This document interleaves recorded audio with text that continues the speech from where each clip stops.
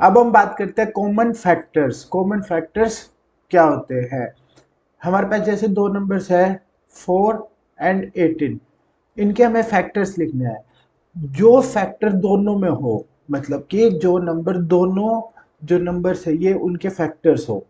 Okay, जैसे मान लो कि 2 है, 2 अगर 4 का भी फैक्टर हो और 2 अगर 18 का भी फैक्टर हो, तब हम 2 को क्या बोलेंगे? Common factor. की इन दोनों का क्या है? वो कॉमन फैक्टर है। 4 के फैक्टर्स क्या क्या होते हैं वो लिख लेते हैं। 1 × 4, 2 × 2। ओके, सो इसके फैक्टर्स कितने हो गए? 1, 2 एंड 4। अब 18 के फैक्टर्स क्या क्या होंगे? 1 × 18, 2 × 9, 3 × 6। फिर उसके बाद और कोई भी नहीं होता क्योंकि फिर वो रिपीट ही आ जाएंगे। 6 × 3, सो हमें जस्ट यहीं तक लिखना होता है। इसलिए अब इसके फैक्टर्स क्या क्या हो गए? 1, 2, 3, 6 एंड 18। यहाँ पर 2 यहाँ भी है, यहाँ भी है, 1 यहाँ भी है, 1 यहाँ भी है। सो इन दोनों का 4 और 18 के कॉमन फैक्टर्स कौन कौन हो गए? 1 एंड 2।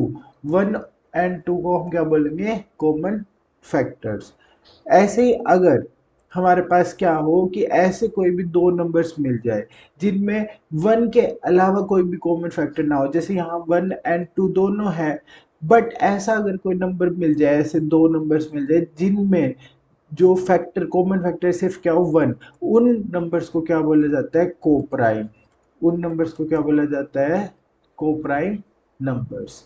जैसे कि अगर हम एग्जांपल की बात करें, 4 एंड 15 की बात करें, 4 के फैक्टर्स हमें पता है क्या है? 1, 2, 4। 15 के फैक्टर्स क्या क्या हो गए? 1 × 15 एंड 3 × 5।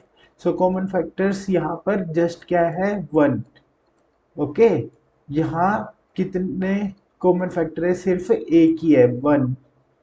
ओके, सो इन दोनों नंबर्स को हम क्या बोलेंगे? को प्राइम नंबर्स।